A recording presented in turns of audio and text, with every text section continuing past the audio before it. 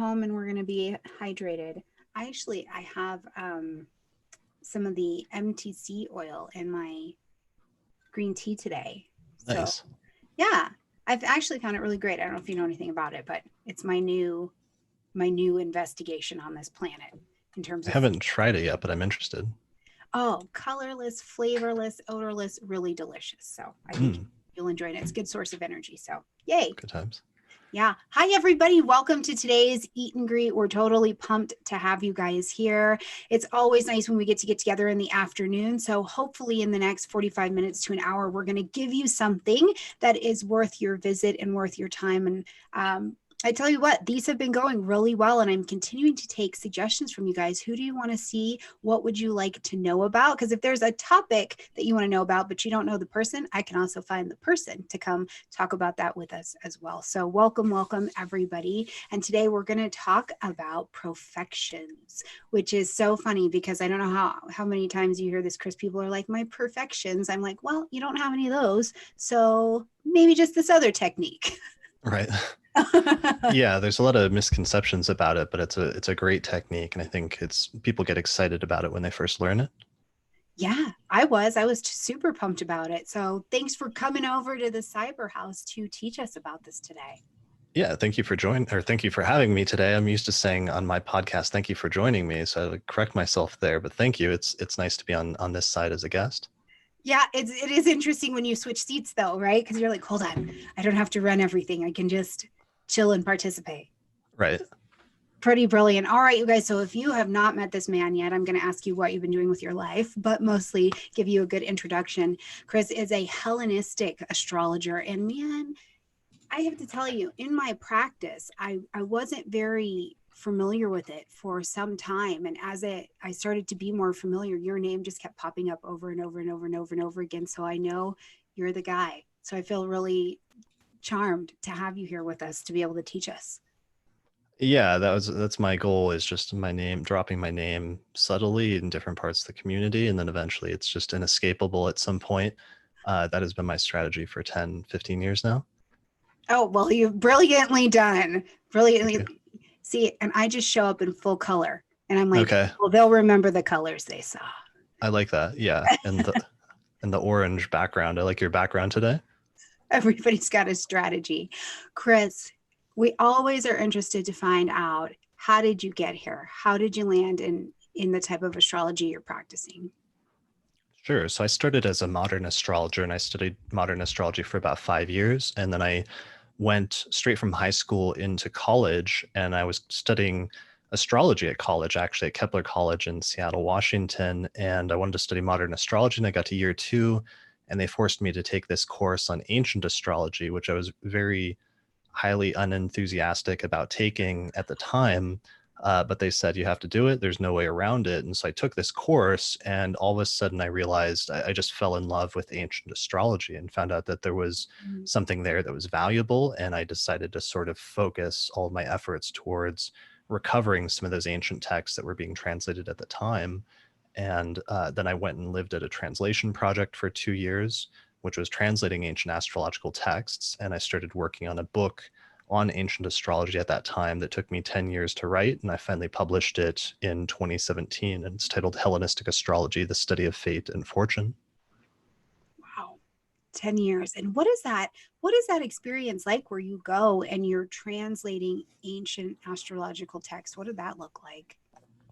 Um, let's see, it looks like a lot of reading and comparing footnotes, and then taking the techniques and trying to understand what this author is saying. Like, for example, our main source is a second century astrologer named Vedius Valens, who ran a small astrological school in the city of Alexandria, and he taught students, and he wrote a series of little textbooks for his students that contained many chart examples.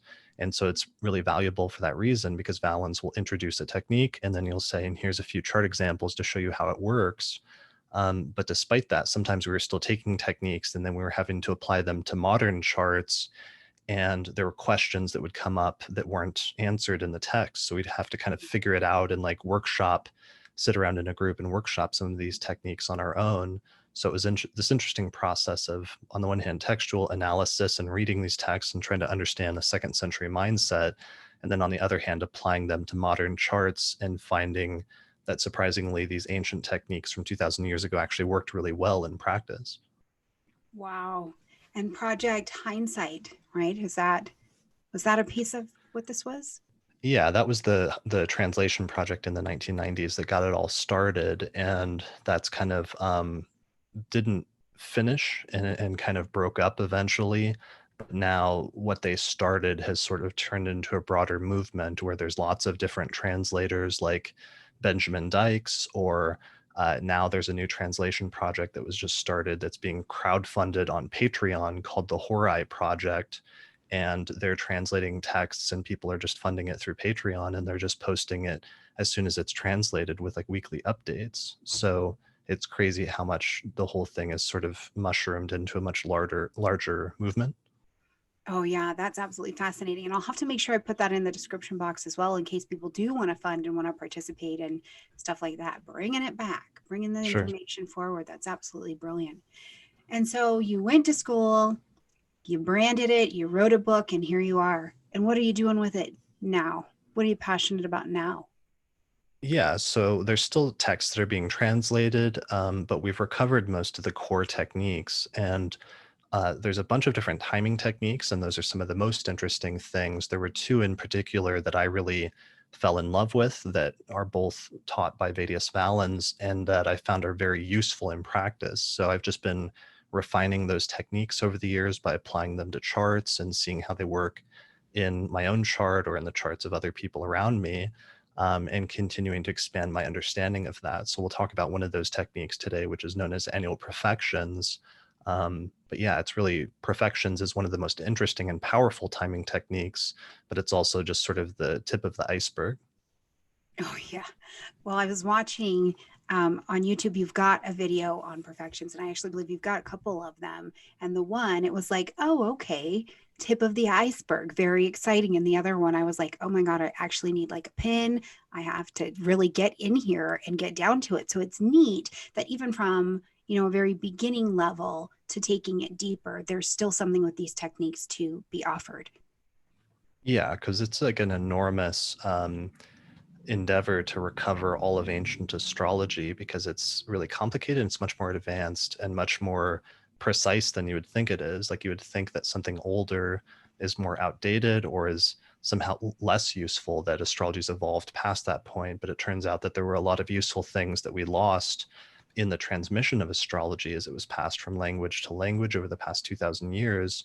And a lot of things that are very useful that we didn't know we were missing, including really basic concepts like the concept of sect, which is the distinction between daytime charts and nighttime charts, which is something that didn't really survive into modern astrology, but we've recovered it in the past 20 years. And it's actually a really useful interpretive principle to use.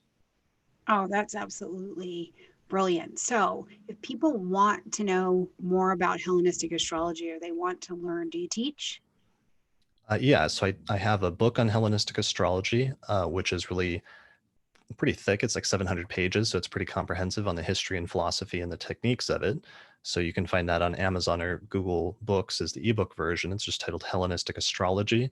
And then I also teach an online course where I have over 100 hours of pre-recorded lectures on different techniques and different facets of Hellenistic astrology, including I think it's like a 10-hour lecture on annual profections and a 18-hour lecture on a more complicated timing technique known as zodiac releasing. So, if you guys, if Chris is your teacher, if Hellenistic is the route that you would like to go, there is definitely an opportunity to study, and we'll make sure all of that information is in the description box down below, so you can head over and check him out. Let's do this. You ready to talk about this? I get excited about this because it just was not a piece of my practice for a Mm, long time. And then when I watched your video and I was actually talking to another astrologer about it as well, I was like, well, let me just go see what this is about, and tracking it, not so much as where I was at the time, but tracking the perfection backwards and looking, yep, when I was 26, that's right. That is exactly what was going on. It was right. profound. It becomes just this big, shift in perspective in ways to take, the chart offers too much information typically, so to take it and break it into a digestible piece and kind of pick a strategy point is, I think, why I get so excited about it. Yeah, and it's so fun to learn a new technique in astrology and then go back to apply it to your own chart and your own life, especially a timing technique where you know the events and the dates of your life. So you can look it up and see if it's working pretty quickly. And when it does, when you get a really good technique, it can be really stunning seeing how well it applies to your life, even before you knew anything about astrology.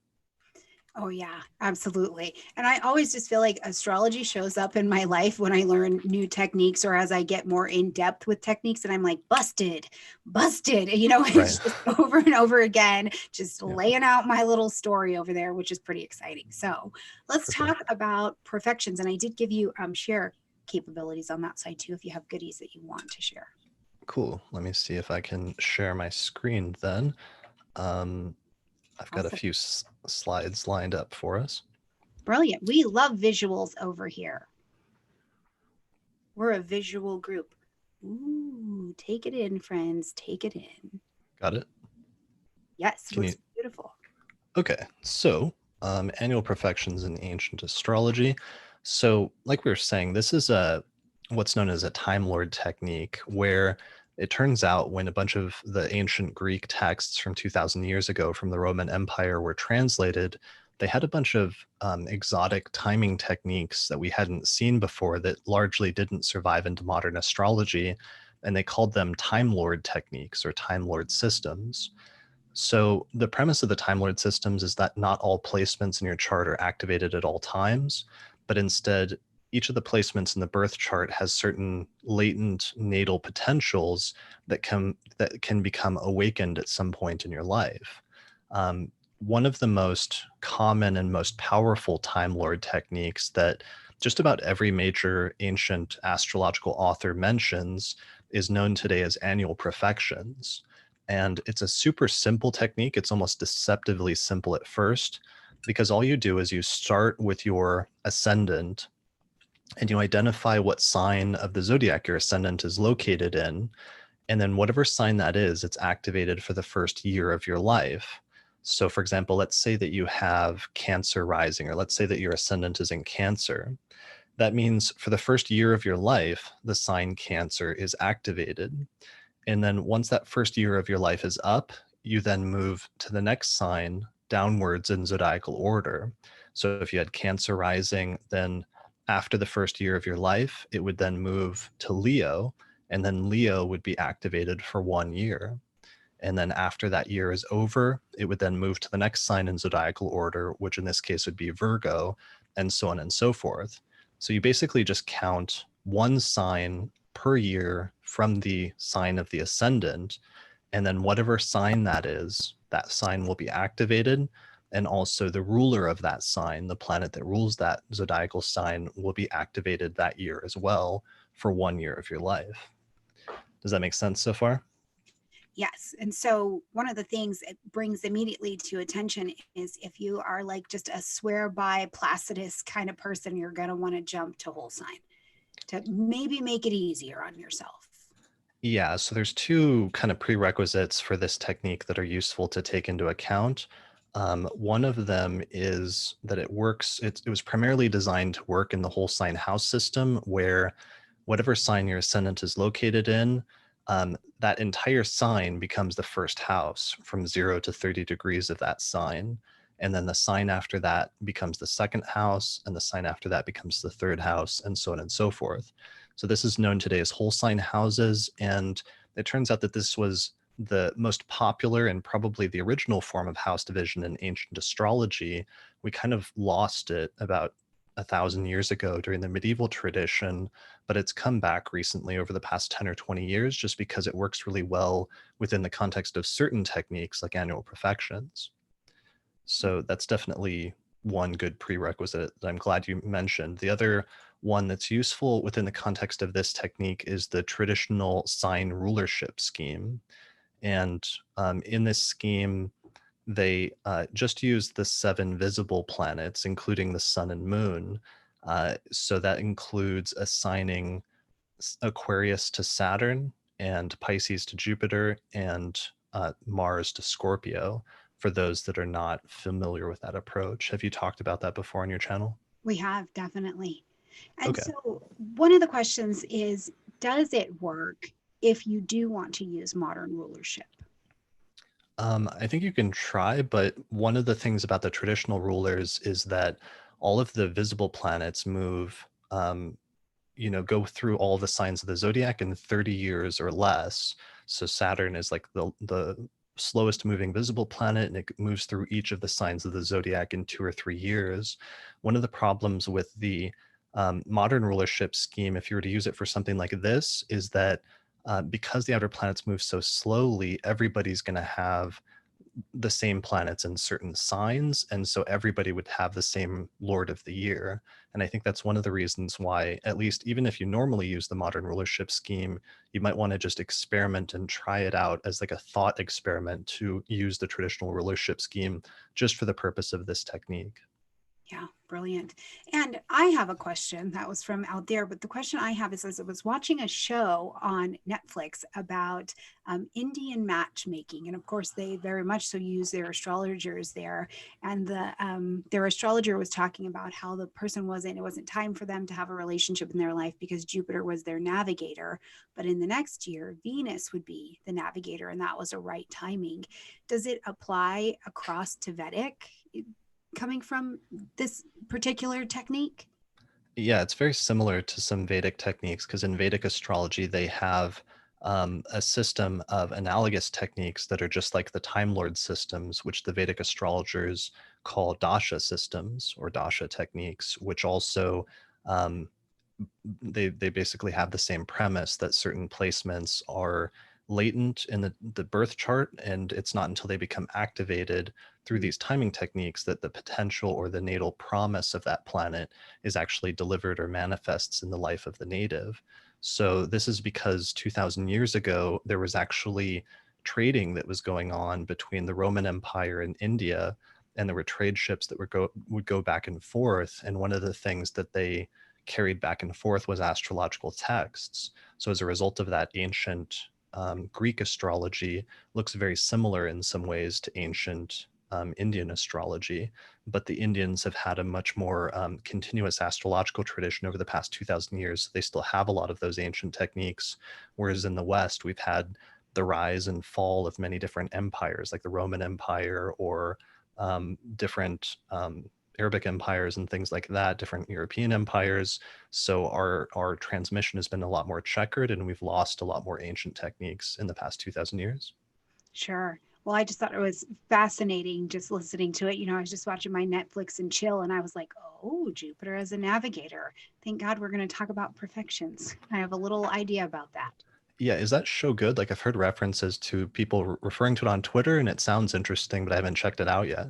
Oh, I absolutely thought it was fascinating, but I love a lot of cultural things. So if you're into it and you're into how it gets done, and just the fact that they use astrology just like ducks in water, it's just a part of everyday living and planning for your future. It's not as taboo as it still can be here, in the United States. So it's brilliant. You should definitely check it out. All of you guys watch it out. In Indian matchmaking, it was really good. Cool. I'll check it out. Awesome. All right. Yeah. All right. So let's see. So going back here, so those are our prerequisites. So back to the basic things. So I just want to make sure everybody gets this. So you start with the rising sign, and that's your first sign for your first year of life. Then you go to the second sign, and then you go to the third sign. So one sign per year. Eventually, you'll come back, of course, since there's only 12 signs of the zodiac. At age 12, it'll come back to the rising sign, and then that sign will be activated again when you're 12 years old. And then eventually, once you're done being 12, it'll switch to the next sign. And in this case, for example, Leo would be repeated at age 13, Virgo would be repeated at age 14, and so on and so forth. So every 12 years, it always comes back to the ascendant or back to the rising, repeat the cycle over again. And we want this to be in tropical, correct? Yeah. Yeah. I use the tropical zodiac for this. I did try early in my studies because the tropical and the sidereal zodiac were roughly aligned around the time of the creation of this system, around the first century BCE. And they seem to have taken some things from tropical and some things from sidereal. So I always try to experiment with both. When I was trying the Time Lord systems at first, 15 years ago, when I was living at the Translation Project, but I could never get the Time Lord techniques to work as well or work as consistently with the sidereal zodiac as I was able to with the tropical zodiac. So I ended up focusing more on that. I do think in the Indian tradition, for example, they've actually developed specific dasha systems that work really well with the sidereal zodiac, like the Vimshodari dasha system that uses the nakshatras, which are based on specific fixed stars or lunar mansions. But for some reason, Profections and zodiac releasing, in my experience, seem to work better tropically. Okay, yeah. So then we've got kind of a setup. We need to use traditional rulership, Mhm. whole sign houses, and tropical zodiac. Right, exactly. All right. Any other prerequisites to getting into the game? No, there's a couple of handouts. If people want these diagrams, they can go to this Profections wheel handout that tells you what house is activated depending on how old you are. You can download that at hellenisticastrology.com/perfections-wheel.pdf. Or I have another little handout that you can print out, which again is just an easy way to determine what sign is activated depending on how old you are and depending on what your rising sign is at hellenisticastrology.com/profections-worksheet.pdf. I don't know if you want me to like copy and paste those somewhere or what the easiest way is to get those to people. Yeah, absolutely. We can do that. We can put it, actually, you know what I do? I can put a link to it in the description box. So if people want it, they can go snatch it up. Cool. That'd be Okay. an easy way to do that for sure. Oh, Okay. that's really awesome. And you left space for notes. So you almost have an opportunity to do like a mini journal of what happened at those particular times, track them forward or back. Yeah, exactly. And going backwards in your life is really the most important thing, especially because, as we'll see later, because the perfection cycle repeats, sometimes if you experience one thing when you're a certain age, like let's say you're in a 10th house perfection year, like I remember going through mine when I first learned this technique, and I went back to like elementary school and I was in a 10th house perfection year and I ran for like student council president or something like that. So it was like very 10th house, very career oriented, but it was career oriented relative to like me being in the fifth grade and running for student council president or something like that.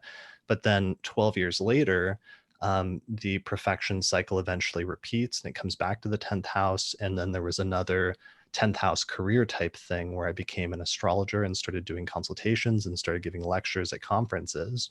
So you'll see repetitions in your life, and you've got to go back through your chronology to identify some of those from early on. Yeah, absolutely. I know. And as I was looking back at mine for this year and then looking back also to high school, you know, I was 14 and took my first summer job. It's all second Mhm. house good stuff for me. And it's just interesting to see the way that it continues to play out as you come forward. So it's a neat Totally. technique. All right. Yeah, we should look at yours later if you want to, if you feel like sharing it, if you have any good examples of like perfections from the past. Like, let me do a few example charts, but that actually might be fun for both of us to share some. Awesome. Let's do it. Okay, Comes my so way. first things first, first interpretive principle. Um, when you calculate this technique and you determine what your current perfected sign is, whatever whole sign house it is, the topics associated with that house will become activated in that year. So, as I said, if it comes to your 10th house, then 10th house significations are going to become activated in that year and will tend to become more prominent in your life in some way. So, 10th house can be things like your career, but also advancement, reputation, and superiors. If it comes to your second house, finances or financial matters might become more prominent in some way in that year for you. If it's your seventh house, then relationships, and so on and so forth. So these are just the significations, the traditional significations of the houses from a little bit from ancient and a little bit from modern astrology. But it just gives you an idea that you really want to focus on primarily what house, what whole sign house is activated, and the topics associated with that house becoming more prominent in that year of your life. Awesome. So let me give an example of that. So one that I've always used, that I've liked to use, is the birth chart of Lisa Marie Presley. So she is the daughter of Elvis Presley, of the famous singer, and he actually passed away when she was only 9 years old. But in his will, he had it set up so that her inheritance of his estate would be held in a trust until she turned 25 years old. So what ended up happening is the day that she turned 25 years old, she inherited her father's entire estate, which was estimated to be at about $100 million at that time. And if you do the annual profections, if you count around starting from the ascendant, one sign per year for each year of life, 25, when she turned 25, she immediately moved into a second house profection year. Mm. So it activated the second house. And so one of the most basic things we might say then is, since the second house is being activated in this person's life, that things like finances, livelihood, and possessions, which are just very basic second house significations, would become more prominent in some way in this person's life in that year. And I think you could definitely say that that was the Yeah, case in her life, in that year, right? sure. Turn 25 and have 100 million land in your lap. That's significant. Yeah, exactly. So That on didn't happen when I turned 25. yeah, unfortunately, that doesn't happen, nor me. It really depends on how your second house is set up and how it's situated, and if you've got positive placements or if you've got more challenging placements or if it's just more neutral. So can you see why she might experience like a second house perfection year is more positive for some reason? Oh, yeah. Well, she's got this nice trine going here. That's brilliant as Yeah, well. nice. A nice trine between Jupiter and Venus, and also just the fact that she has Jupiter in the second house. So Sure. there's a natal tendency already for positive things to happen within the context of the second house of finances. And that's what was activated in that year. Mm, It wasn't just activating her second house, but it was also activating that Jupiter in her second house. absolutely. Then this Venus over here, that's brilliant in Capricorn, Yeah, money from an elder. Yeah. right. So on a more sad note, unfortunately, like I've used this example for at least like 5 or 10 years, but this year she's actually going through a really difficult time because in the news recently, it came out that her son passed away recently. So she had the death of her 27-year-old son, and she's actually in a fifth house perfection year. And the Mm. fifth house is the primary house that's associated with one's children. So the perfections can work in a positive way, but sometimes it can also indicate challenging things that come up as well. So it's not so much about it being that it's positive or negative, but that it's just pulling in an influence of this may be a heavy factor of what's going on in your life in this area. But it's not positive negative. It's what's going on here, and let's pay attention to those aspects in this area. Yeah, I mean, the initial, at least at this stage or at this level of the technique, when we're just counting from house to house or from sign to sign each year, at this stage, we're just saying that it's going to be more prominent, whatever those topics are. And that could be more positive or it could be more challenging. It can really go either way. You don't know until you start incorporating other factors in the chart that we'll get into later. Absolutely. So the other question is, since we're looking at, the movement around and looking at the planet that kind of starts to act as the Time Lord, do you want to be paying attention to what that transiting planet is doing as well? Yeah, definitely. And I can pull up some example charts of that. There's a few other things we can look into, which is Cool. um, what is the ruler of the sign? Where is that planet at by transit? Or is that planet in your natal chart receiving any important transits in that year? So let's go through that because I'll actually break that down step by Okay. step or piece by piece. So here's one more example chart. So this is the birth chart of Robert Kennedy, who is the brother of US President John F. Kennedy, who was president in the 1960s. So Robert turned 38 years old in November, I believe, of 1963. So if you count around the perfections, 1 year per sign from the ascendant, 38 years old is a third house perfection year. So the third house is the primary house that's associated with siblings or brothers or sisters. And when he went into this third house perfection year, 2 days later, his brother JFK was assassinated in 1963, famously. So this is another instance. The last one was more positive, where Lisa Marie Presley went into a second house perfection year, and in that year she inherited a bunch of money. This is the other side of the coin, which is this is somebody who went into a third house perfection year. The topic of siblings was activated and was certainly more prominent in this year of the person's life, but it went in a decidedly more negative or more challenging direction. Yet the statement is still true that the third house and the house activated by the perfection was the main focus of that year. Wow. So that's one.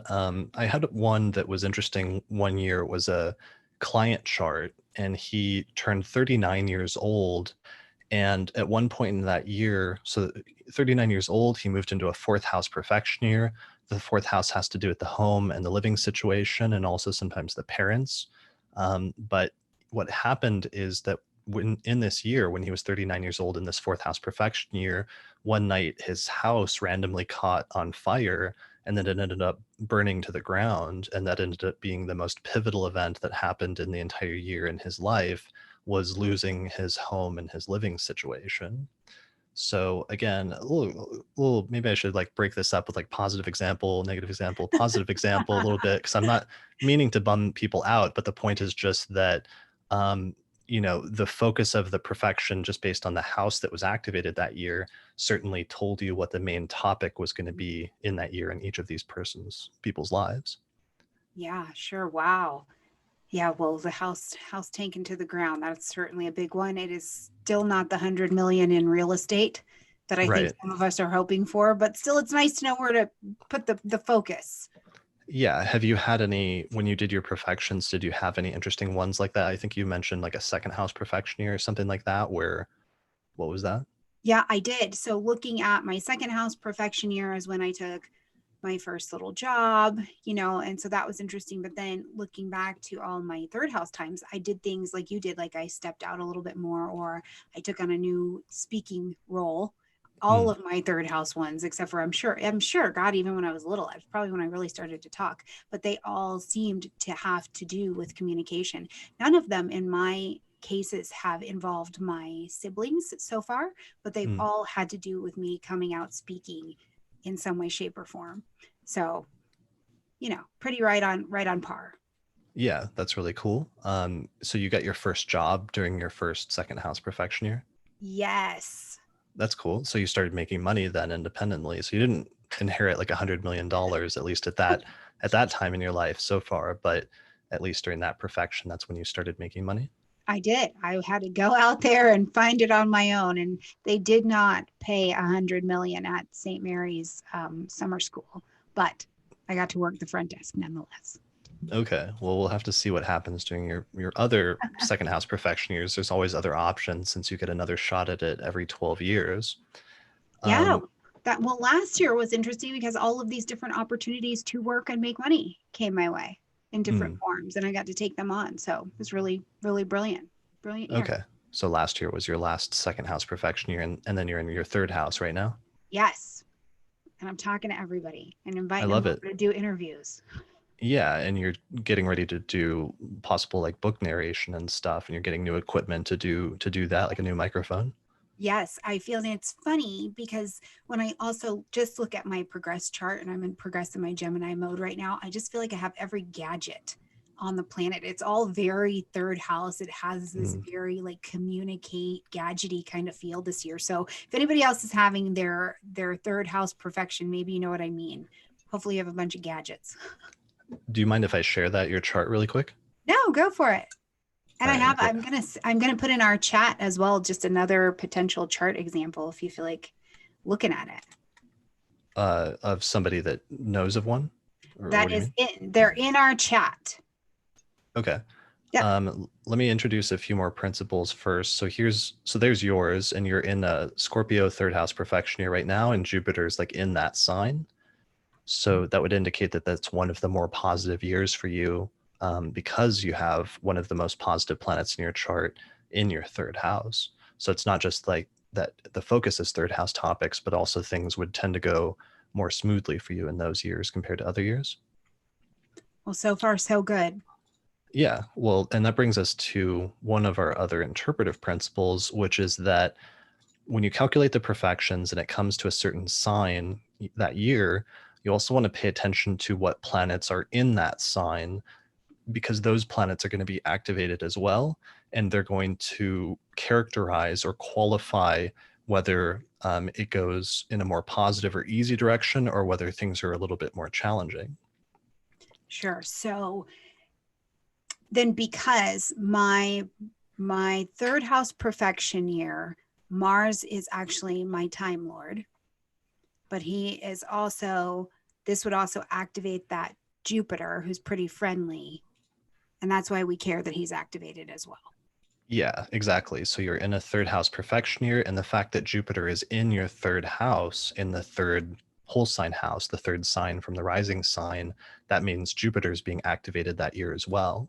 So this is what allows us to start qualifying whether it's going to be a more like positive year or whether you're going to run into more challenges. So we would say the third house is activated, so like things like communication are going to be more prominent in this year. But then since Jupiter's there as well, we would say, and it will probably be more easy or be like positive growth and development in that area of your life. Brilliant. So if we go back to Lisa Marie Presley's chart, we remember that she had that Jupiter in the second house. And so that's part of the reason why her second house perfection year was more like amazingly positive. So it wasn't just focus on money and finances and her personal income, but also because she had Jupiter there in her birth chart in the second house, that was activated as well. So Jupiter in the second house can sometimes promise, like, let's say, money and riches in the best case scenario, but it's not until it gets activated by the perfection that that can be delivered. Sometimes in her case, like very starkly, like literally the day she turned 25 when she moved into that second house perfection year. So now, does it matter in this particular technique? Because I'm looking at her chart and thinking about mine as well. We both have Jupiter that is retrograde. And in both cases, as the perfection is activated, what the benefit or the rich came from something from the past. Does that Mhm. matter? Does the retrograde play into it in that way? Yeah, potentially. I mean, because one of the things I may have heard about like later is that some of the money may have been like squandered, or there may have been like a lawsuit later about like mismanagement of finances, and a lot of the fortune was lost. So even though she got it at 25, she may not have like held on to it permanently. And sometimes that can be a retrograde thing. Is something is given, but also something can be taken away. Although what was your what were you saying about retrogrades, that it can be something from the past? Yeah. So in her case, as it became activated and became available to her, what it actually came from was from her dad from the past. You know, it had been set up and waiting for her. And in my case, in my chart, most of the things that are coming out in my communication were already back there. I just hadn't done anything with them for years. And now as this year got activated, they have come forward and are easily deliverable. Yeah, totally. Because that's a really good point, and that's a good interpretation. I like that of retrogrades. And also sometimes retrogrades, like Ptolemy in the second century says that retrogrades indicate delays in the manifestation of whatever the planet wants to signify. So for some people, if the planet's direct, it might deliver that much earlier in the life. But if it's retrograde, there might be some sort of delay so that it doesn't come about until later than you might expect, or later than the person might want initially for some reason. Sure. Yeah. Or almost to help them, you know, when they can handle it, you know? Yeah, exactly. Yeah, you can, because I tell you what, these interviews, um, I tried them before and it simply wasn't time to maintain them. And it was a fight really to get them done. Mm, And there hasn't been a single fight since. It's yeah. well activated this time. So that's interesting to think about how the retrogrades though may play into Mhm. your year. Yeah, there's lots of different factors. So let me see at least one more example chart of this. So a positive Sure. one. I want to try to emphasize the positive one so I don't bum everybody out today. But so this was a client chart where um, she was an older woman, but she had Venus in the seventh whole sign house in a night chart. And because it was a night chart, that was the most positive planet in her chart. And we can get into that later. That has to do with sect. But what happened is that she turned 18 years old in 1951. and moved into a seventh house profection year. So it activated Cancer and it activated her seventh whole sign house, which included her sun, which is in Cancer in the seventh house, but also that Venus placement in the seventh house. And what happened is in that year, she met her future husband and they began a relationship. And they later ended up getting married and ended up being married for over 60 years. So it ended up being a long and successful marriage. And they met when she went into that seventh house profection year and had that Venus placement, which is natally in her seventh house, that promised, a positive and long lasting relationship. She had that activated when she was 18 years old. Yeah, that's brilliant. And I don't know if you found this in your practice, but especially with Venus and Cancer, whenever there's a nice interaction with Virgo, I feel like that's got just such long-term brilliance to it. It's like the ideal mother, father, family energy to me whenever I see that in a chart. So that's so nice for her. A win for the Profections, Chris. Yeah, we love to see it when Venus is there in the seventh house in the night chart, especially in Cancer. So that does bring up the concept of sect. I don't know if you want to go into that. That's like a I whole. do. You Let's want to do go it. there? We're Okay, let's just here. go there. You guys, we're going to go there. Okay. All right. So let's buckle down then. So there's this other concept I mentioned it earlier that was recovered from ancient astrology, and it's one of those things that it's really weird that we lost it, that it didn't survive the transmission of astrology from language to language, because it's one of the most interesting and fascinating and useful techniques that we've recovered so far in the past 20 or 30 years. So sect is the distinction between people who are born during the day versus people who are born at night. And it says that there's actually a qualitative difference in how the planets will manifest their significations, depending on if you're a daytime person or depending on if you're a nighttime person. And the really quick rule for finding that out is just look at the ascendant descendant axis in your charts, the degree of the descendant and the degree of the ascendant, and see if your sun is in the top half of the chart above the ascendant descendant axis. And if it is, then you have a day chart. And if your sun is below that in the bottom half of the chart, then you have a night chart. Is that pretty straightforward? Mm-hmm. Yep. Sun in the top, day, sun in the bottom, night. Yeah. So you're a day chart, right? I'm a day chart. Day chart. Let's take a look at that really quickly, just because it's a good example. So your ascendant is at 3 degrees of Virgo and your sun is up there in the 9th house. It's in Taurus. It's in the top half of the chart. So we know automatically this is a day chart. And we can confirm that, of course, if we just look at the data at the top left corner of the chart. You were born at 1:58 p.m. Typically, unless something terrible has happened in terms of the apocalypse, 1:58 p.m. is usually daytime. Correct? Yes. Okay. My knowledge. To the best of my knowledge. Yeah. So that's another way you can check if you have a day chart or night chart, is just look at the clock on the data. But the more precise way as an astrologer, of course, is astronomically look and see if the sun is in the top half of the chart above the ascendant and descendant, because of course the ascendant is where the sun rises in the morning, and the degree of the descendant is where the sun sets in the evening. So that's why it's that demarcating line between day and night. So we've got a question in the chat real quick. And I think this is a great question. If you are a day or a nighttime chart, do you feel like that changes how the person is able to be seen? Most specifically, the person is saying, do any other people with nighttime charts find it hard to be seen? I think that's an interesting question. Sure. Yeah. I mean, I think it depends more. The primary thing that sect does, or one of the things that sect does, is that it will put more emphasis on your sun if you're a day chart, but it'll put more emphasis on the moon if you're born at night and everything that goes along with that. So I think this is the reason why sometimes people really resonate with their sun sign. They tend to be daytime chart people. Whereas oftentimes, if somebody really resonates with their moon sign, it's because they were born at night. So there's an automatic shift in emphasis on like which luminary is more important, depending on if you're a day or night person. So in those cases, what are your thoughts, just in a very general, of course, if somebody is a day or a night chart, in listening to their general horoscopes and things like that? Would you say if you're a nighttime chart, try and listen to your moon sign and see what you get out of that? Or what do you think? Yeah, the way I do it is when I did like yearly horoscopes this year, which was a lot because I did like an hour. I did live stream for like 2 or 3 days straight where we did 1 hour horoscopes for the year ahead for all 12 signs. And the way I said it at the top of it was that, yeah, I know you're already like you're like Tired that's a thinking lot. about You're tired just thinking about that. Yeah, I know it was a bad idea. I'm going to break it up more next year. But the way I say it when I do horoscopes is I say you should read these horoscopes and all horoscopes primarily from the perspective of your ascendant or your rising sign, number one, and then secondarily, I would look to the sign of your sun if you're born during the day, or your moon sign if you're born at night. And that's the order that I would really normally recommend or prefer.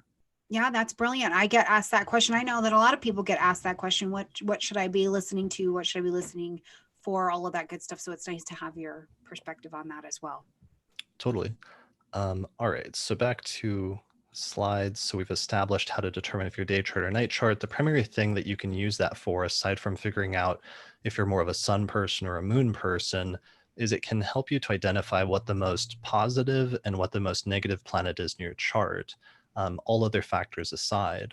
So the basics of this rule are that if you're born during the day, the most positive planet in your chart is going to be Jupiter, and the most negative planet or challenging planet, let's say, is going to be Mars. So So I'm you're going glad to, they're dancing together this year. yeah, they're all over. All the planets are all over each other this year, so it's hard to distinguish. Um, so that's if you're a day chart. However, if you're a night chart, the most positive planet in your chart is going to be Venus, and the most challenging or negative planet is going to be Saturn. So that's something you can use as an interpretive principle really quickly and start applying to perfections, because it can sometimes tell you when your most positive year is going to be versus when one of your more challenging years is going to be. And this is about the planets in your chart, not necessarily the planet in transit.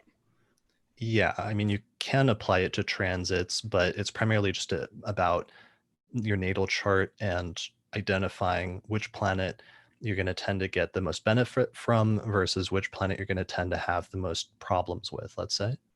Awesome. And somebody in the chat is laughing because they remember in your podcast when you said you would not be doing the annuals that way again. They Right. were like, Yeah. yep, I remember him saying that. So there you go. Well, what's also funny is Austin and Kelly, my two friends that I do the monthly forecast with each month, they came out here to Denver for like a week in last November to record our year ahead forecast and a few other episodes. And I tried initially to talk them in. I was very like optimistic and tried to talk them into doing the year ahead horoscopes with me. And I was like, we could knock this out. We could do like 2 or 3 a day over the course of the next week, in addition to the other 2 or 3 hour podcasts that we're recording each day.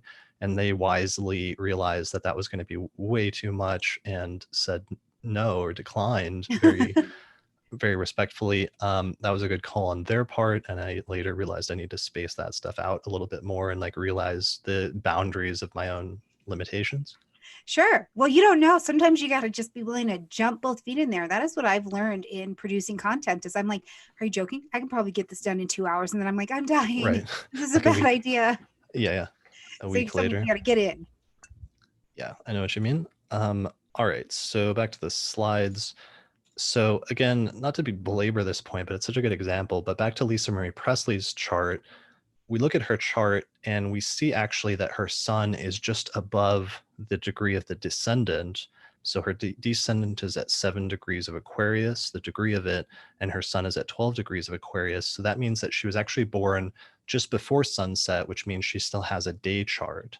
So that means that the most positive planet in her chart is going to be Jupiter, which again is in her second house. So that explains why she had such an overwhelmingly positive second house perfection year. Mm. Does that make sense? Yeah, absolutely. Similarly, going back to our seventh house example, where this woman turned 18, she went into a seventh house perfection year and she met the love of her life.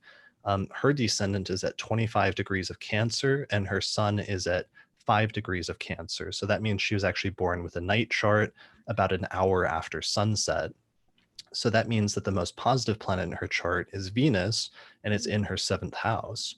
So that's why for her, when that Venus placement was activated, that was one of the most positive possible years for her because she had the most positive planet in her chart in the seventh house of relationships. Yeah. So there's like overlapping techniques and concepts. It starts getting a little complicated. I've got some depressing examples, but I'm gonna skip those. Yeah, is this making sense? So if we went back to your chart, for example, we see that you're not just in a third house perfection year, that you're not just in a um, third house perfection year, not just in a Jupiter activation year, but you actually have a day chart. So Jupiter is actually the most positive planet in your chart. So this is supposed to be one of your most positive years. Yeah. I feel like it's going all right. So far, so good, Jupiter. So far, so good. Yeah. But I think it is interesting though that in the transit in the perfection of my year, the planet I'm working with is Mars, and that's supposed to be my most challenging energy. But that's why I was asking, is it just in the chart or do we consider the transit as well?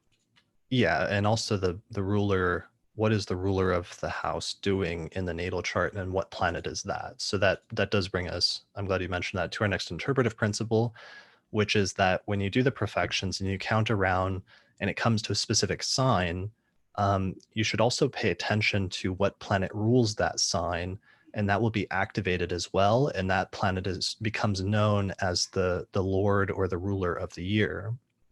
So then you want to look at what planet that is and what the condition of that planet is in the birth chart. And if it's in good condition, then that'll indicate positive things. Whereas if it's in difficult condition, it could indicate some negative things. Mm, So, for example, I used the example of Robert Kennedy earlier, who went into a third house perfection year.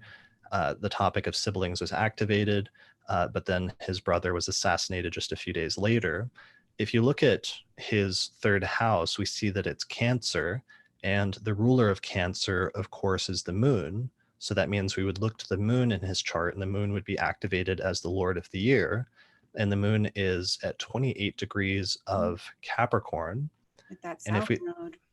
yeah, it's conjunct the south node. And if you look at what the next applying aspect is that the moon has at 28 degrees of Capricorn, it's actually applying to a square with Mars. And that's the next aspect that the moon makes. And so it's the most important aspect that's going to characterize its condition in the chart. What's even more problematic about that is he was born with a day chart. His son, he was born about an hour before sunset. So that means that Mars is actually also the most difficult planet in his chart. Sure. So that's why for him, when he went into this third house perfection year, the moon became Lord of the Year. The moon is actually what's called afflicted or maltreated in this chart because it's applying to that square with Mars in a day chart. And so it ended up being a negative experience where he lost his brother in that year. Yeah. Which is So interesting in the energies both of Capricorn and Scorpio to see loss in their conversation. yeah, I mean, there's a lot of stuff going on Yeah, there, of there's a lot. course, and like the Kennedy family has had some major issues, and then of course Robert Kennedy himself was assassinated like a few years later in that decade when he started running for president, and he has that Mars right on the descendant opposing the degree of his ascendant. So there's tricky stuff going on there. Yeah. Give a more positive example, one of my favorite, going back to like a second house type Ooh. perfection year example, this is the birth chart. We actually have a time chart of Dr. Dre, which is cool because he was born in California, and California is an open state. So like, hat tip, if you ever see a famous like musician or actor or something that's from California, you can actually get the birth time if you just write into the records office. And somebody I know wrote into the records office, and we were able to get at the same time the birth charts for Dr. Dre and Snoop Dogg and like a few other rappers, and they have super interesting astrology. So Brilliant. in Dr. Dre's chart, um, he went into this second house perfection year back in 2014. So activating the second house, which is Cancer in his chart, and the ruler of the second house, which is the moon. And if you look at his moon, it's actually really well placed. It's in the fifth Yeah. house in Libra. It's applying to this really nice trine with Venus. And Venus is actually the ruler of the moon because the moon is in Libra. So that means that the moon has what's called a reception, which Yeah. is when a planet applies to another planet while being in the sign owned by that planet. So what happened is that in this perfection year, when he was in the second house perfection year with this really nice ruler of the second house of finances, his company Beats Electronics, like remember earlier in the decade when like Beats headphones were like super popular. Well, Apple Computers decided to buy or to acquire Beats that year, Right. and as a result of that, he ended up like making just this huge amount of money, which I think made him the most money, more than any musician has ever made in a single year, happened to him with this $620 million deal that he ended up being largely part of because he helped found the company. So it was another one of those examples of like somebody in a second house profection year that makes a huge astronomical amount of money if the ruler of the year is really well situated in his chart. Sure. And in the energy of Libra, it speaks to the profit through partnership. Beautiful. Yeah, totally. Because he had a partner who was, I think Jimmy Iovine, who he founded Beats with. So yeah, it's a really good. There's a lot of different layers, obviously, to Yeah. Profections. Let's see. There's another one. I usually use Vanessa Williams, but it's more of a challenging example, so we'll skip that. Um, yeah. So how do you feel at this point? Is this making sense? Yeah. I feel like it's good. Shall we? I sent you a birthday. Can we look over that one? Sure. So they have an example of an event in their life, or are we making a prediction? I think we're going to make a mini prediction and see Okay. what it looks like. I think this is interesting. Um, and then I Uh, think somebody was talking about. I'm not sure if they're talking about Kennedy, maybe, but I think was Kennedy killed in his eighth house perfection year? I can't remember, but that might be right. He has like a Mercury Mars conjunction, I believe, in his eighth house, which is part of why his chart was challenging or difficult. Or Robert or John John, Kennedy. I think. I don't know. I'm going to ask down here and see which person they were addressing that to. Hold on just a second. Let's see. Wait, now who just asked that? Which Kennedy are you talking about? All right, good. Okay, we'll see which one they were talking about, and we'll take a look at this other chart. And let's see, someone else was asking, so in your perfections, are you going to use outer planets? And the answer to that is yes, just as long as they're the traditional ones. Correct? Yeah, in terms of outer planets, like if I share the chart, like this chart that we're looking at right now, I do put the outer planets in my charts. I just don't use them as sign rulers. However, one of the ways you can integrate them with perfections is if it comes to a sign that contains the outer planets, then those outer planets will tend to be activated as well in that year, especially if there's important transits that are going over them at the time. Okay. So this is the chart that you sent me. Brilliant. All right. Let's see Does what's going this on here. is this person still here? So is this correct? Did I calculate this correctly that it's like 22 Sagittarius rising? Let's see. I'm making sure our person is still here. I believe so. All right. Okay. I think we look good. Okay. So they're born in 1982 in May. So they're actually born super close to you. So that means they're also the same age as you, right? How old are you again? Yeah, 38. Just 38. Okay. So 38, as we already established, usually the way I do perfections is I know it always comes back at every 12 years to the ascendant. So you can like start with the ascendant, which is Sagittarius in this chart, and then count to 12. And at 12 years old, it came back to Sagittarius. And then again at 24 years old. And then again, eventually at 36 years old. So then we would count from 36. So 36 is Sagittarius, 37 is Capricorn, and 38 is Aquarius. So this person then is in a third house perfection year. So we would expect the potential for third house topics to become more of the focus in this year. So that can be things like siblings or other relatives or extended family, which can sometimes include like aunts and uncles and also like cousins.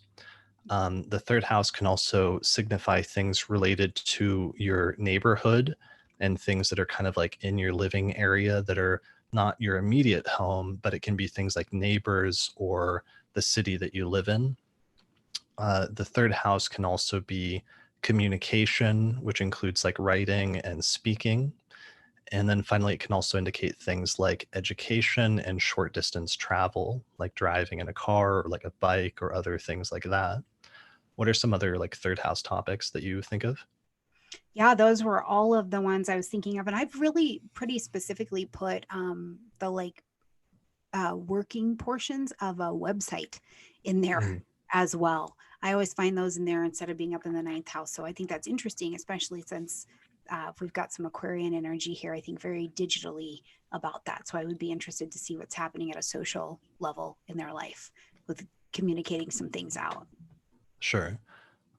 So let's see. So the ruler, the traditional ruler of this sign is Saturn. So there's no planets in the sign. So there's not much we can say about it in terms of, planets being activated just by being in the natal chart in that sign, because there are none. So then that means we immediately look to the ruler of that sign, which traditionally is Saturn, which in this chart is located at 16 degrees of Libra in the 11th whole sign Mm, house, yeah. but it's also conjunct the degree of the midheaven. And what happens with this is that when the degree of the midheaven falls in a sign other than the 10th whole sign house, it imports 10th house topics into whatever other whole sign house it falls in. So that means that this person is going to have overlapping 11th house topics like friends and groups and social alliances with 10th house topics such as career and reputation and overall life direction. So what we Brilliant. have then is it starts getting kind of complicated in terms of the ruler of the third house of like siblings and travel and communication is in the 11th house of friends and groups, but also career and reputation and overall life direction. One of the things that's tricky here, though, when we start putting together the other concepts like sect, is that this is a night chart because the sun is in Taurus in the sixth house. So we know that that means that the most challenging planet in the chart is Saturn, and the most positive planet in the chart is Venus, which are actually in opposition in this chart. So that could potentially bring some challenges or some difficulties within the context of third house topics related to siblings or communication or travel, as related to the topic of friends, groups, and career. Um, there's a Yeah. little bit of mitigation involved because Saturn's in the sign of its exaltation, and it's also opposite to Venus, which is somewhat helpful. Um, yeah, what do you think? I absolutely have the sense that this chart is about um, more about this person having their own voice in a big space, whatever that happens to look like. And that retrograde Saturn in Libra, I think, is a breaking away from previous relationships in whatever way that had been. But I definitely think this person's trying to step out on stage this year, quite digitally. So let's see what they've got going on. For sure. Yeah, I mean, one of the things I would say is there might be, especially because transiting Saturn made its first pass, it first dipped into Aquarius this year. Yeah. And that was back a few months ago. That was still happening in May. So they would have experienced also that transit of Saturn going into their perfected sign in the third whole sign house. So that with Saturn ruling it means that there could be some feeling of like restrictions or limitations or being held back a little bit, even though perhaps they're wanting to go in more of a career direction or wanting to be more social. But there could be something that's sort of holding them back or making them feel a little bit more constrained this year than they might like. Sure. But the good news is that that's not permanent and it's just a temporary or sort of transitory thing that won't last forever, but may just be temporary. Yeah, which is beautiful because our person said, "Yes, I'm trying to set my life and job online, and I'm starting a YouTube channel." Nice. That's Yeah, awesome. seems about right. And I have to just give you some love because I am also a Capricorn South Node, Cancer North Node, and I know that place of I should just do it. Just I'm just gonna ground down and just take this traditional job so I can be safe.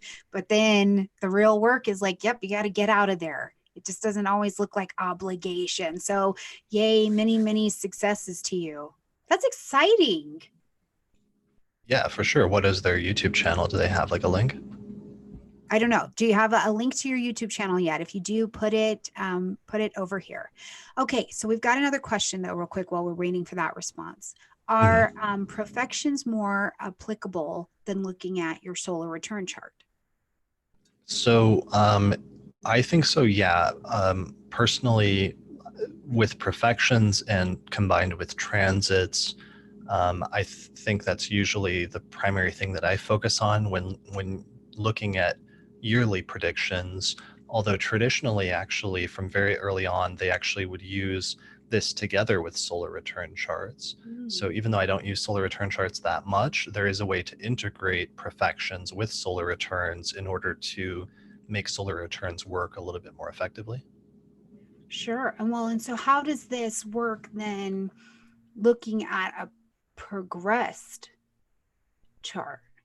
Or would you Yeah, just keep it in the natal format? I would just keep it in the natal, like progressions get kind of out there, and that was more of a technique that was developed later because this technique, annual perfections, because it's a Time Lord technique, it's focusing more on determining on when the natal promise will be delivered. And the natal promise, what is promised is what is literally what is promised in the natal chart. So it's really just a matter of looking at the birth chart itself, which is the alignment of the planets and the cosmos at the moment you were born, figuring out what was promised in your life, both the good things and the bad things, and then using perfections to determine when those things will actually be delivered. Yeah, that's absolutely fascinating. So our friend does have the YouTube link. It's not started just yet, so they'll give it Okay. back to us. But how exciting that that digital come out seems to be on the table right now. That's Yeah, that's exciting. really exciting. And because one of the things is, I like, as you know, doing like a YouTube channel or podcast or whatever is can be a very Saturnian type thing because you have to push yourself usually before you're ready to just do it and understand that you're going to make mistakes. And like your early stuff later, you might look back and cringe, but you were doing the best you could at the time. And every time you do it, you'll get better progressively because you'll look back at your previous video and you'll say, I didn't really like that. I should change that lighting, or I should get a better microphone, and you'll keep building on it. But that can be a very Saturn type experience. And that's a really good way to conceptualize having that Saturn transit going into the third house and what that can be like. Yeah. Oh, yeah, man. Anybody who's doing this, you figure it all out kind of as you go. Really, there's a lot, and even the best ideas I have found, I'm like, oh, that is not good in execution. Let's let me rethink that real quick. So Right. I get it. Okay, so we have another question here, really quick. It says, if a person moves away from their country of origin, is it best to look at a relocated chart?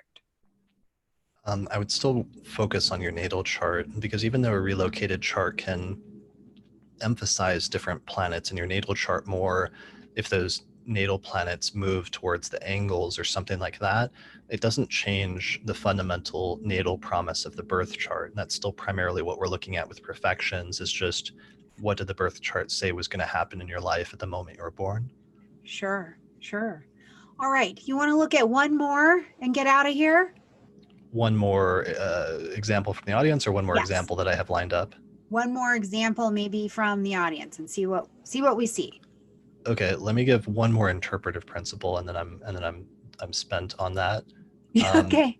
so Brilliant. we've already talked about this in the last example, but I just want to outline it because it's important.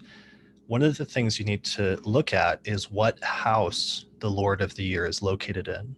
So once you've done your perfections and you've counted out the signs and you figured out what sign is activated, you figured out what the ruler of that sign is, then you need to see where the ruler is placed and especially what house it's in, because it's going to draw in the topic of that house into the significations for the year. So previously, for example, when we talked about Lisa Marie Presley's chart, she went into a second house perfection year that actually activated Virgo, and the ruler of Virgo is Mercury. So what's interesting is then you look to Mercury and you see what house it's located in her chart, and it's actually located in the eighth house. So why is the eighth house important? Because the eighth house is the house of death and mortality, but also inheritance. So she went into this second house perfection year, which activated the financial sector of her life. So we would know that it's going to be more of a focus on financial matters. We know it would tend to be more positive because Jupiter is there. But then the final piece of information we have to factor in is that the Lord of that house, or the ruler of that house, is located in the eighth house of inheritance. And so that tells us where the money came from. Yeah, nicely Makes mutually received. Yeah, exactly. It is in a mutual reception. You see similar things all the time. Like this was Steve Wozniak. He went into a second house perfection year. Venus was activated, and Venus is located in the 11th house of friends. So what happened is when he was 25 years old, he founded this company called Apple Computers with his friend Steve Jobs. And then they both eventually became like billionaires as a result of their friendship or their partnership, which started out as a friendship like out of high school. So does that make sense? So just look at where the ruler of the sign is located, and that will give you some additional information about the topics that are happening. So for example, in our last chart, the chart we pulled from the audience, it was a third house profection year, which is about communication, but it was ruled by Saturn, which was up in the 11th house, conjunct to the degree of the midheaven, which is about career, but also friends or social networks. Brilliant. And so, in particular cases, when you're looking at what your Time Lord is doing in transit, would their retrograde have more of an impact in that year as well? Would you want to have your eyes a little bit more on that retrograde that year? Yeah, I mean, if you want me to, that was my last interpretive principle, so I can introduce Oh, that if you want. You can use transits. So annual perfections is a really important and useful tool for transits because what happens is that the planet that becomes the Lord of the Year is activated both in its natal position, but also in its transits. So what that means is that transits to the Lord of the Year in the birth chart become more important. So for example, let's say Mercury is activated as the Lord of the Year for you, and you have Saturn going over your natal Mercury, let's say conjoining your natal Mercury by transit, that means that transit of Saturn to your natal Mercury is going to feel much more intense and much more important that year than any other transit in your chart. So it tells you which transits basically are going to be more important in a given year versus which transits are not necessarily going to manifest in a specific event. So that's one thing you pay attention to. The second thing you pay attention to is transits by the Lord of the Year to natal planets become much more important. So what that means is, for example, if Mercury is activated as the Lord of the Year for you, if you're in like a, let's say a Gemini perfection year and Mercury is activated as the Lord of the Year, then that means any transits that Mercury makes that year are going to be more important. And what typically happens, especially, is if that planet goes retrograde that year, those will tend to be the focal points when important activity will take place for you during that year. So if you have like Venus activated, you know to pay attention to the Venus retrograde, especially the stations. If Mars is activated, pay attention to Mars retrograde dates. What's funny about that is if Mercury is retrograde, of course, Mercury goes retrograde 3 times a year. So if Mercury is activated as the Lord of the Year, you've got to pay attention to all three of those. And those tend to be, there's like some years when a Mercury retrograde happens and like nothing happens. It's not really notable for you. But there's other years when a Mercury retrograde happens and just everything goes haywire and like your computer crashes and yes. you have like, bad communication with people and appointments get canceled. Those tend to be the years when Mercury's activated as the Lord of the Year. And that's why some Mercury retrogrades are more important than others for us as individuals. So finally, you also pay attention to the third thing is transits through the perfected sign that year. So if you're in an Aquarius perfection year, then any transiting planets that go through Aquarius are going to be activated. So what this does is it helps you to filter out which transits are going to coincide with an event versus which are not. And it also helps you to rank which transits are more important in a given year versus those that are going to be, let's say, less important.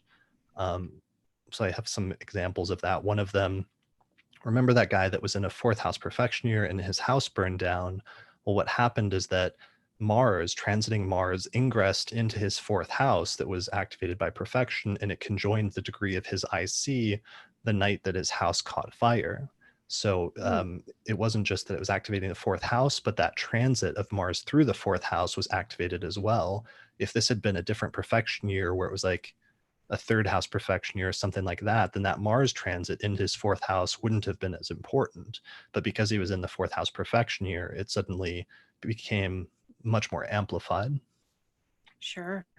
Oh man, Does that make sense? literally his house caught fire. Like you catch a good little bit of Mars, you're going to catch some fire. Wow. What an Yeah. example. That was a great one.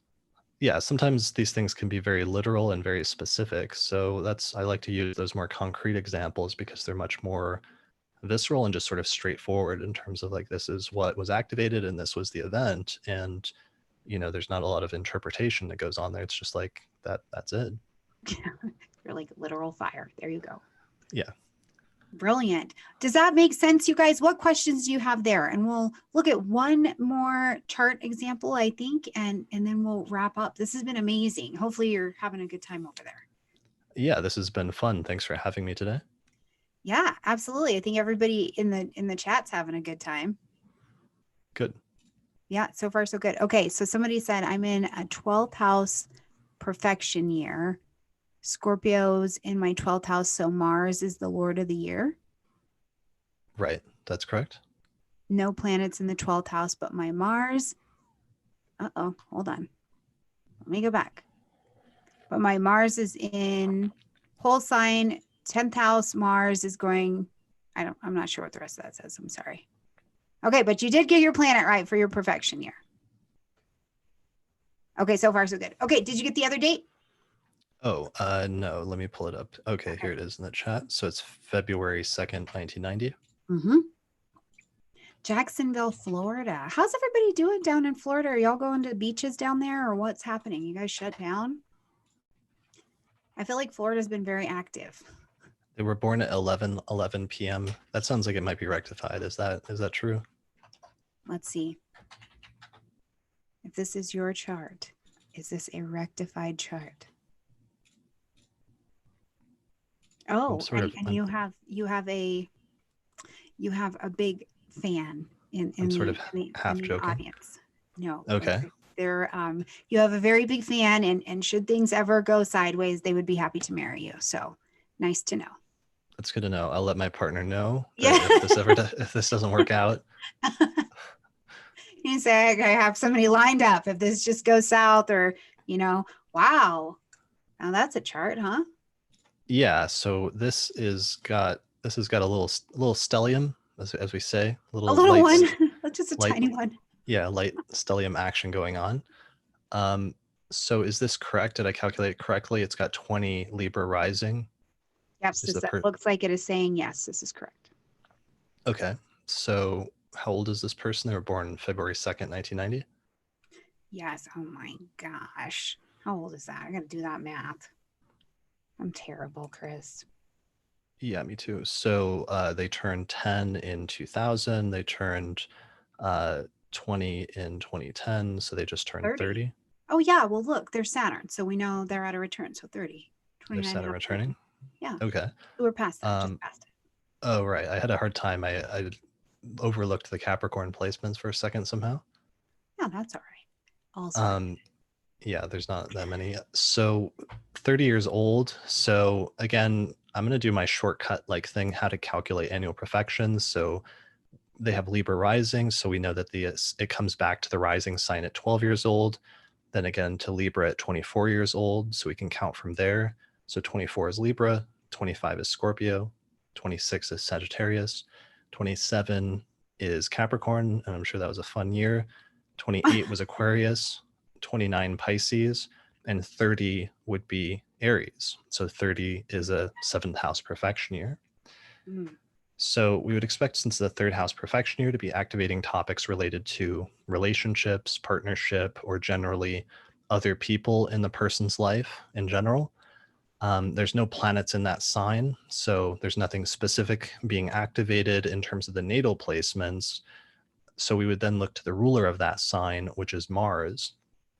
And Mars is located at 3 degrees of Capricorn in the 4th whole sign house, which is the place of the home and the living situation and the parents. This is a night chart, so Mars is actually moderated and is much more constructive. It's also in the sign of its exaltation, and it's opposite Jupiter. It is in the same sign as Saturn and Venus, so there's some mixed factors going on here in terms of this being an area of great focus in the life, but also an area where some of the most positive things happen, but also some of the greatest challenges happen. The person's finishing up their Saturn return, so they're finishing up this 3-year transit already somehow of major changes and major restructuring in terms of their home and their living situation and potentially their relationship with their parents. Having the ruler of the seventh and the fourth can sometimes be something about the living situation that you share with a partner, or somehow partnership and your parents like getting connected with that. Like sometimes parents can like get involved in your relationship or get in the way or can like impede it in different ways. This one's also interesting because since they're in an Aries profection year, that means any transits through Aries are going to be much more prominent this year. Can you think of any transits we have happening in Aries? Oh man, you're going to have some Mars. This is a very actionable year until the end of the year, until we close this thing out. Lots of review, lots of action, lots of identity defining happening right now. Yeah, so lots of relationship stuff. It just started though really recently because Mars just went into Aries, Sure. what, a few weeks ago at the very end of June on June 27th, and it Mhm. hasn't stationed retrograde yet. So it's going to station retrograde in September. It's also getting really close to the descendant. So Mhm. it's going to make its first pass. I think Mars is at like 16 Aries right now. Yeah. So it's going to make its first pass to the descendant here in just a few days. I guess that's either sometime later this week or early next week. And that's going to be the first of three passes because Mars is then going to go retrograde in September. And then it's going to go retrograde and come back and square or conjoin the descendant and square all the Capricorn planets. And then it's going to station direct at 15 eventually. And then it's going to go over that degree again a third time before eventually leaving Aries early next year. So Yeah. that means that Mars retrograde is going to be super, super important. It's probably going to be focused on the area of relationships and the area of the home and living situation or the parents, some fourth house topic as the two primary topics I would expect this year. Yeah, and I would think as of yesterday, since we entered into Mars shadow, they could probably even go back to what is happening right then and Mhm. watch that. And as we come to the end and Mars comes out of retrograde, probably have a resolution to what happened right then, or more, at least more information to press forward for. So I would suggest look at what happened yesterday, what was going on in this particular relationship and living area because Mars is going to slow down and you get to have a little look at that. Yeah, totally. And also look at what started happening after June 27th when Mars first went into Aries. Because Sure. that's one of the cool things about whole sign houses, where I think you can really test it to see if it works in practice, is in theory, if whole sign houses works at all, then some seventh house topics may have started to come into play as soon as Mars moved into Aries in this person's chart. Now, they wouldn't peak and they wouldn't get really intense until Mars reaches the exact degree of the descendant at 20 degrees of Aries, which hasn't happened yet. But usually, if you look back, you see that the events that are associated with the most intense part started being put into motion way back when the ingress first took place. Yeah. Well, and I wonder too, though, just with that Capricorn energy as well, if it's um, more of an issue with home and work as Mhm. well that would be coming up. I'm waiting for our person to say something. I know they're there, but I mean, the other thing is financial matters, because one of the interpretive principles I have in like my longer annual Profections lecture in my course is that you don't just pay attention to the house that's activated or the sign that's activated or the ruler, but also you can take into account sometimes the other house traditionally that planet rules, which in her case, in this person's case, would be Scorpio, which is the second house of finances. So it actually might be some connection between financial matters, relationships, and the home and living situation, and some work that has to take place on that during the course of this year. That's going to come up and become much more prominent here very soon. yeah, absolutely. Look at this. The apex is right here with the sun. So they're definitely breaking free. We've got another break freer, Chris. Mm, Break free, run free. yeah, that's good. I like that. Yeah, Ooh. that's a nice chart. It reminds me a little bit of like Britney Spears's chart, who has like Libra rising and Venus in Capricorn in the fourth whole sign house. Oh man, poor Brittany over there. She's doing real life in public still. Her kids just put her on blast on Instagram. I was like, God bless having teenagers. Did they? Yeah, I mean hers Yeah. is tough because she has Libra rising with Venus in I could probably pull it up if you want, but she has Libra rising with Venus and Capricorn in the fourth whole sign house, and then Saturn is in Libra in the first house. So with that ruler of the ascendant in the fourth, and then Saturn ruling it in the first, it's showing like really intense energy in terms of her parents Mm, and things related to that. And of course, she's been under that conservatorship for what, like 10 or 15 years now, where her father's literally in control of her life and has to like sign off on everything. yeah. It is pretty intense. Yeah. Wow. What a rise. Man, this has been a lot. Like I feel like we got into a lot, got to demonstrate a lot. And so I'm hoping that you had a good time, and people out here seem to think it's useful and they've got some questions. And you guys, Chris does have some videos and of course teaches as well.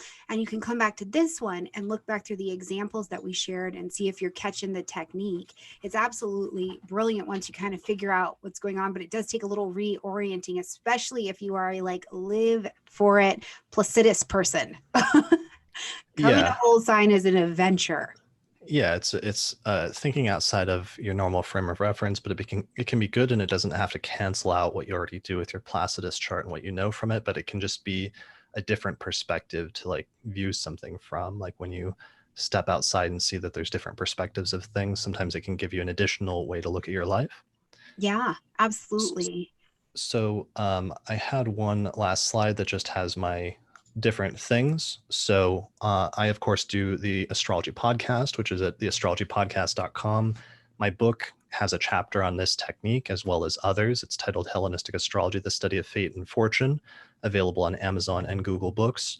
My Hellenistic Astrology course at theastrologyschool.com has over 100 hours of lectures like this one, where I actually go through all of these example charts in much more detail. And I also have separate modules available for annual profections in zodiac releasing. And I think we mentioned my YouTube channel, right? It's just youtube.com/the astrology podcast, where I think I have a longer video or like a few videos on annual profections where I go through some example charts with people, basically, where we take charts in the audience, just like this one. Brilliant. And if we're ever allowed to come back out in public, you have a meetup at the Mercury Cafe. Yeah, in Denver, we had invited you out for that, and then the plague happened, and it didn't happen. But hopefully, once things settle down at some point, we do a monthly meetup group where we have an astrology meeting, where we usually have like a 2-hour lecture every second Saturday of the month, and that's called the Denver Astrology Group. And we have a page on Meetup, and we meet usually at the Mercury Cafe. Yeah, which has its birth chart right on the wall. Have you ever been there in Denver to the Mercury? No, I was Okay. excited to come go to the Mercury Cafe, and then the planet closed. Yeah, well, hopefully things will clear up in a few months, and then hopefully we'll start doing the meetings again. I'm actually really looking forward to that. We were thinking about doing a fundraiser for the Mercury Cafe because they're struggling a little bit right now, and it's just a great local establishment that's run by a local astrologer and does a lot of good community work. That's brilliant. So one last question before you go. We have some people asking if you teach any of your classes live. Live. I don't usually do live ones just because I prefer to like put a lecture together and pre-record it so that it's kind of like perfect, and then people can watch it on demand anytime they want. With my Hellenistic course, I have been meaning to get back to doing, we used to do some like live readings of different texts where we would read through like Vedius Valens and his example charts and talk about them. And I've been meaning to get back to doing that yet, but it'll probably be another month or two before I do at some point. Sure, absolutely. Until then, there is brilliant content available. If you haven't watched any of Chris's videos or taken any of his classes, make sure you do it. It is not just high level, you get to really get in there with the information. So if that's your bag, definitely check it out. So thank you so much, Chris, for coming again. I appreciate you a ton. I can't wait till we can connect in person. That'll be fun. Yeah, thank you for having me on your show. I really appreciate it. And yeah, I'm looking forward to meeting up, and hopefully we can do a podcast together live next time, maybe here from my studio once you're able to visit Denver. Yeah, absolutely. Let's do it. And thank you guys all for showing up. Hopefully we gave you something that was absolutely worth your time and your attention. So if you're watching this on YouTube, like it, comment, share, subscribe, definitely. And if you are listening on the podcast, if you'll give it a thumbs up, that goes a long way. All right, you guys, we will see you in the next Eat and Greet. Bye, everyone.